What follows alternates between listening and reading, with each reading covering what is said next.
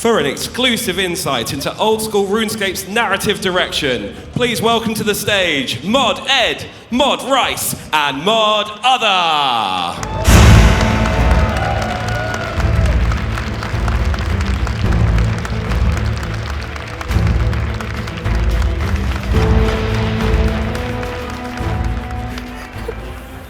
It's cozy.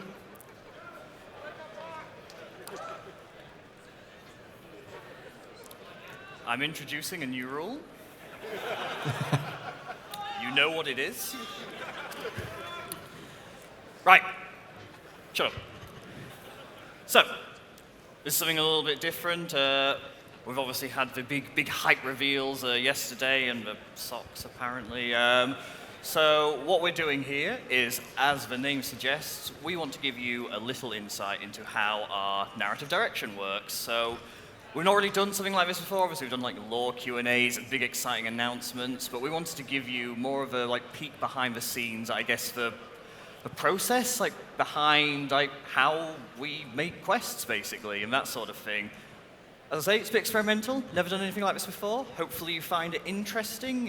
If you find it boring, then I'm really sorry, but maybe then we'll bring out the socks or something to bring the excitement level up a bit. That's a lie, by the way. I was explicitly told before coming on stage that there is now a blanket rule, no more socks. We've literally run out of socks, apparently, or something like that. The merch stall are furious with all of us, this sock thing has become a complete disaster. So anyway, as I say, rule, no more socks. Cool, let's jump into it. So, I'm hoping that because you're here, you kind of like narrative. If not, this is probably going to get a bit boring for you and you might want to go somewhere else. But hopefully you like narrative. Narrative is, of course, essential to any game. When we talk about a game, obviously gameplay is king, it's the core, but narrative is very much the backbone. It is the thing that gives the game purpose. Again, I'm hoping you're kind of somewhat on board with that. But narrative without a narrative direction has the potential to be a bit problematic. We need to have a narrative direction to make sure that basically what we're doing is, just summarize, is good. Basically, as simple as it sounds, to make sure that we're not making something that's a bit crap, a bit naff. Is crap allowed? I've said it now. Old School, as Mod Rice was saying yesterday, Old School is a game that, Old School itself has now been around over 10 years, obviously based on a game that's much older. It is going to be around for a very long time to come. There are lots of people working on Old School, lots of people playing Old School. In a game like Old School, it is absolutely essential that in 10 years' time, 20 years' time, hopefully even longer than that the narrative direction then is still the same as it is now, even though it's not going to be me working on it, it's going to be someone completely new, there's going to be different people on the team, different players, that sort of thing, but we need to ensure that consistency is kept so that Old School stays Old School. So narrative direction, it is absolutely essential to what we do. And here is what our narrative direction looks like. We have the vision, the core pillars, and the key rules. And we're going to talk through all three of those. So I'm afraid I'm doing something that you're not meant to do when presenting. I'm being very naughty here. I've got a really big wordy slide. I'm just going to read from it. But this isn't something we've put together for this presentation. This is actually our internal wording for how this works. So I was very keen to share it with you in full, so you'll have to forgive me for the slight wordy slide. But this is Old School's narrative vision. Old School RuneScape is set in the world of Gielinor, a grounded yet wondrous high fantasy world that is brimming with mystery. Its stories range from the mundane to the world-changing, from the serious to the absurd. Every player begins their journey through this world as a nobody and must forge their own path through trial and tribulation. The world of Gielinor and the stories taking place there are constantly evolving, but no matter what, Gielinor never stops feeling like home. That is our vision for narrative in Old School. It's not new. We've hopefully been doing this for quite some time. Hopefully no one's sat there going, what? No, that's wrong. But yeah, that is what we think narrative in Old School should be. And we create that through our 4 core pillars: discovery, progression, variety, and familiarity. With these 4 core pillars, these are sort of I guess about the feelings when it comes to narrative in Old School. This is what, when you're playing the game, you should be sort of like, yes, this is right. This is creating those good vibes. Those good vibes. That's what we're creating here. We'll go through them one at a time. Again, I'm very sorry, wordy slides, but again, this is the internal wording that I'm very keen to share with you in full, that hopefully you'll get behind. I will also have a drink. While Ed has a drink, I'll speak a little bit to how helpful these can be. Because it's really easy when you're working, day in, day out on different things to get a bit lost in the source and just forget, okay, I need to make a character. Here's some dialogue lines. This explains what it does, their role in the quest, and you move on. But when we have documents like these that sort of say this is what your characters should be doing, it gets you to slow down and go okay, am I actually delivering on these pillars? Am I actually delivering on these notes? That does this character feel old school? And so you can refer back to this, ask yourself the question, is it doing these? And then you know whether you're in the right place or not. So that's how they've been helpful to me as someone who isn't a seasoned narrative designer. And before Ed comes back in, I mean, it's entertaining because he let me write a quest without showing me this. Yeah. So I'm kind of seeing a lot of this for the first time too, so. So once again, I'm hoping this isn't too much of a surprise. This should feel natural. Again, I'm hoping nobody sat there going, oh boy, he's really gone off a deep end this time.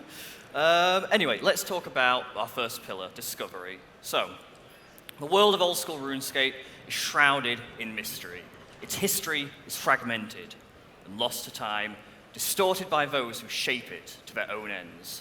The gods themselves have long since vanished, and few remain who ever knew them firsthand. As a result, a journey for Old School RuneScape should be one of discovery. Every revelation should lead to more questions, and the pursuit of knowledge should often feel more... I told you I hadn't rehearsed for this one. The pursuit of knowledge should often be more compelling than the truth itself. When revelations do come, they should feel monumental, yet never quite fully complete. Indeed, some mysteries should never be fully solved, leaving room for players to speculate, interpret their own truths. It's kind of like what it says on the tin, really. This is not a game, this is not a story where you have all the answers at your fingertips. This is very much about your progression through this world and discovering things as you go. Every quest is a mystery to be solved, and these mysteries, they are puzzles, and then you get to the end of them and you've got these big epic reveals, and there's always another question, right, what next, what now? There's always more to learn, more to discover, and there's always that sort of glimmer of doubt of what is actually true in RuneScape. Progression. This, I would say, is probably most important. This is one that I think most directly ties to the gameplay as well, and as we saw earlier, it is absolutely essential that the narrative and the gameplay support each other. That Old School RuneScape as a whole is a game where progression means everything. You start on Tutorial Island as a noob with absolutely nothing. You have to earn your stats. You have to earn your gear. Nothing is ever given to you. You can't shortcut your way to anything in Old School RuneScape. The narrative is the same. The narrative is one of progression. Old School RuneScape is set in a high fantasy world, but one grounded in imperfections.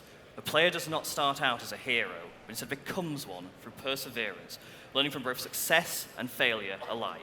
As a player grows, so too does the world around them. However, even as the player rises from nobody to hero to legend, there are always more lessons to be learned. As a result, a journey for Old School RuneScape should be one of progression. Every achievement should be rightfully earned, and no challenge should be faced without the player proving they are ready for it. The world itself should reflect the player's growth. Initially, the grander fantasies of the game should exist only in rumor and story, the players slowly experiencing them as they form their own legend. Over time, enemies become more fantastical and threats more impactful.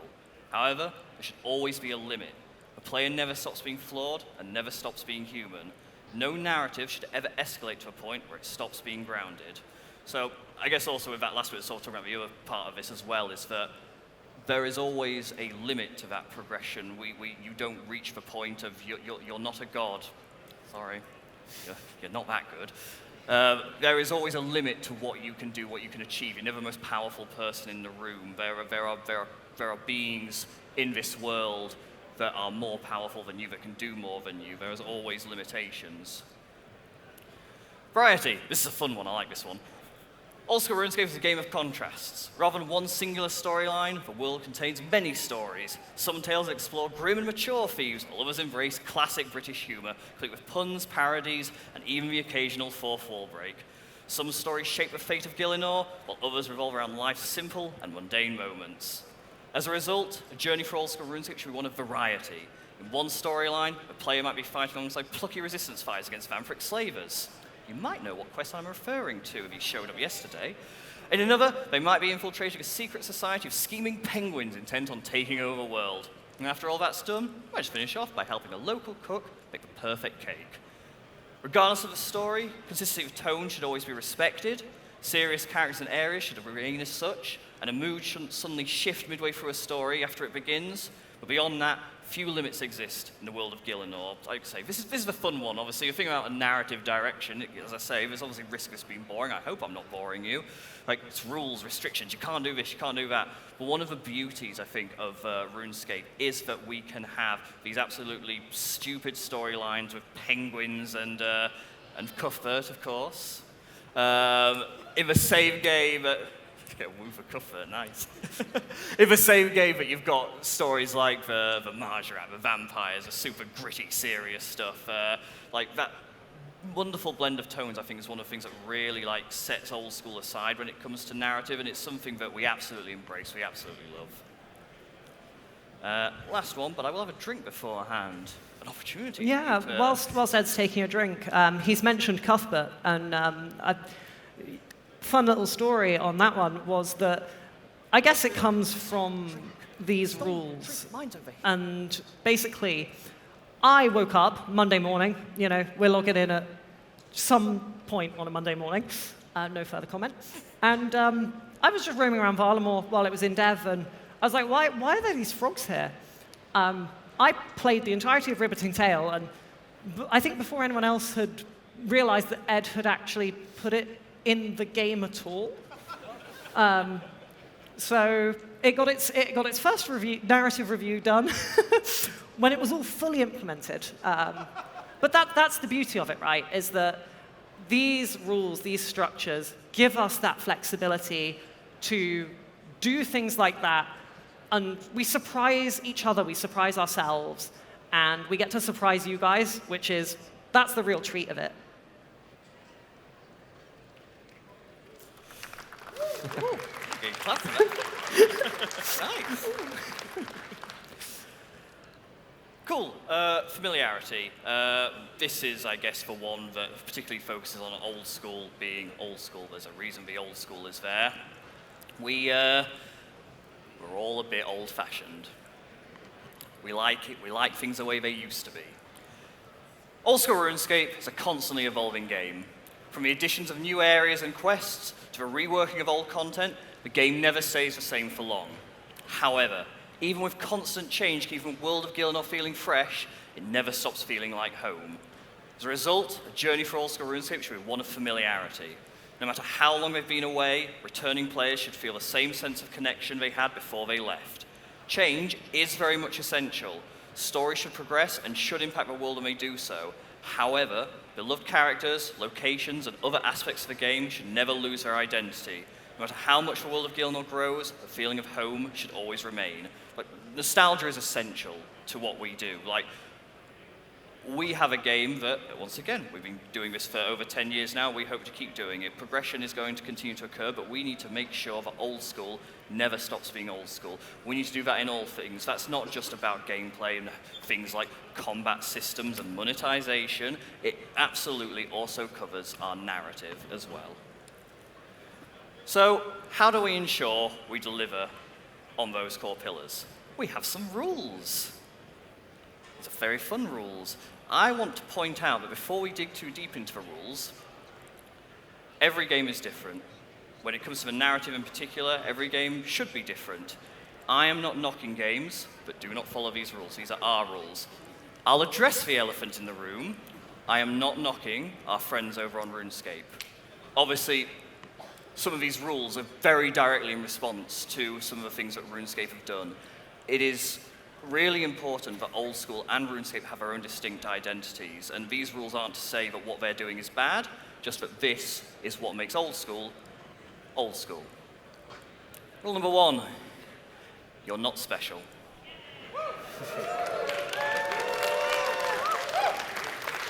I appreciate you all clapping that. You all have very low self-esteem. I'm sorry. You, of course, are special, really. You are special. Here, let's build up a self-esteem. You are special. I don't know if you're booing me or yourself, and I don't know which is worse, to be honest, at this point. I don't know if this is better or worse than the socks at this point. Anyway, let's move on. You are special, but you're special because you earn it. There you go. Yeah, you've earned it. You're special because you start out as just another ordinary, bumbling human adventurer, and you earn your worth. It is essential that in everything we do, that we don't hand out anything for free. It's kind of, this is one that sort of keys into what we were talking about earlier with that progression pillar and that sort of thing. And that in particular, that the player character must always be normal. It must always be a bog standard human. There isn't a god that has granted them mystical powers. They're not a chosen one because there was a prophecy about them at birth and that sort of thing. They have done incredible things. You've done incredible things. You're going to keep doing incredible things. There you go, a bit of self-esteem improvement again. We're working on this, guys. But you're doing so because you have gained the skill to do so. That is like what's really important. Nothing is ever given for free. The gods will never return. Never. Just kind of straightforward, really. Like, this one keys into, I think, it keys into a couple of pillars, I think, really. It sort of is a bit more on the progression one again. It sort of like ties into a previous rule as well about how you're not special, the gods never come and give you a helping hand, that sort of thing. But this one's also very much about the mystery of the world. Having a world where the gods are so essential to it, but also are completely absent, gives us so many opportunities to create mysteries to explore. If you can just waltz on up to Armadil and chat to him about what happened in the God Wars, you lose that mystery of being able to explore it for yourself, and you lose that possibility of there being questions about is this right, this character's got this interpretation, this one's got this interpretation, who's telling the truth? It allows us to have that ambiguity, and it's also one of the things that helps ensure we stay grounded as well. Now, it's not to say that you can't sometimes get glimpses into the time of the gods, maybe even little glimpses of the gods themselves. Obviously, Song of the Elves being an example of this, where you do sort of get some little glimpses of Seren, for example. But even then, it's always like there's still a bit of mystery. Like you don't know what the truth is. It's just what's being presented to you. Game is set on Gielinor in the 5th Age. Nice and straightforward. If you're on Gielinor, you can go somewhere else, like Vampirium. We can sort of, again, have glimpses into the past through flashbacks and that sort of thing, but at the core of it, Gielinor is the primary setting, and the 5th Age is where we are. We don't progress into, like, 6th Age, 7th Age, that sort of thing. It's about, again, keeping that grounded familiarity. Sorry, can I quickly put you on the spot? Are you going to put me on the spot? Yeah. You've said we can go to Vampirium. There's somewhere else we can already go. In fact, some of us have been, which is the land of the goblins. How do you pronounce Ubiusk properly? Just grab a drink.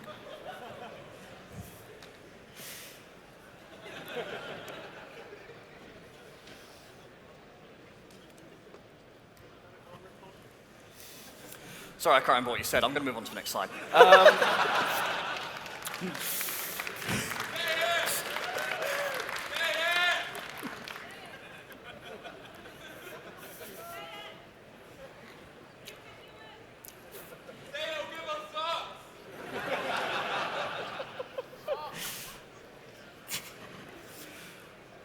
Right. Not everything is knowable. Sometimes pronunciations of names are not knowable. Or the location of the socks.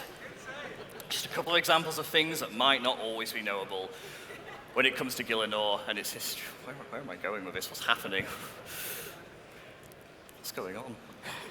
It's a good job this is the nice, sort of laid-back, relaxed chat to each other, because this is going off track fast.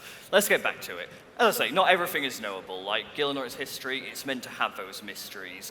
We shouldn't be fully exploring history. We should be leaving those gaps. In particular, if we knew about the time before the first stage, we wouldn't call it the first stage. Obviously, if there was something happening back there, people can have interpretations of it, but that must always remain unknowable.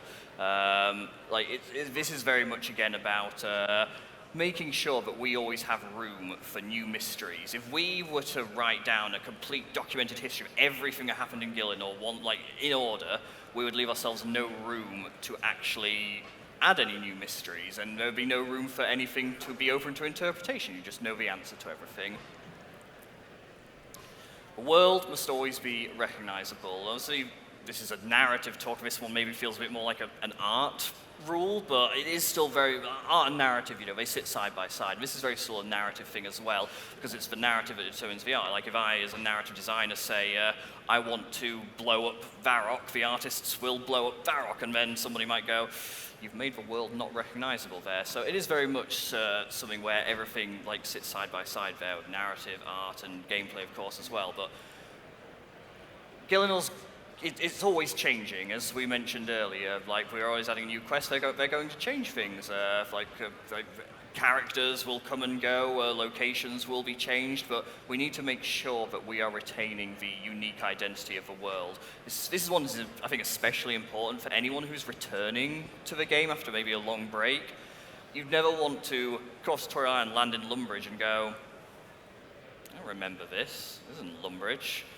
Things like that are really important. There is no one single storyline, so this is about the variety thing we mentioned earlier, that we have many storylines, and that's something to be absolutely embraced. We don't have this one big massive plot thread that keeps going on and on and on. We have stories, they start, in the middle, most importantly, they have an end. Conclusions are the most important part of a story. You can't have a storyline that goes on forever. It gets boring. There's probably a reason why after Avengers Endgame, everyone suddenly stopped watching Marvel films. Endings are important. And if you don't have one single storyline, it means you can do that. And also it means you can have that variety. We can have those stories where, we've got the penguins, but also we've got the vampires. If you had one single story, you wouldn't be able to do things like that.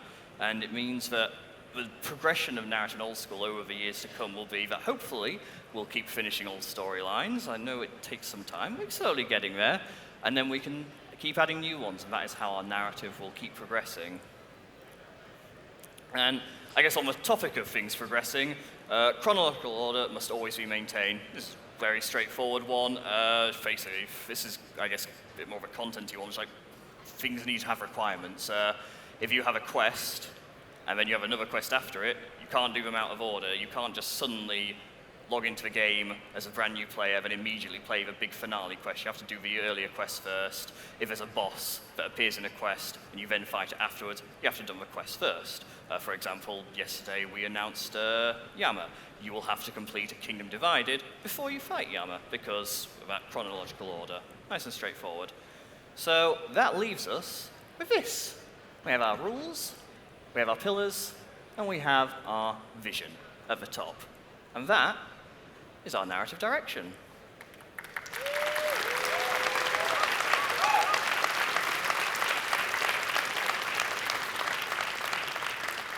So as I say, hopefully that was somewhat interesting, but also hopefully not too surprising. Hopefully you sat there going, yes, this is good. They know what they're talking about. They're not going to suddenly make some questionable decisions that ruin Old School's narrative, that sort of thing. And hopefully, hopefully you found it interesting to sort of get this look behind the scenes.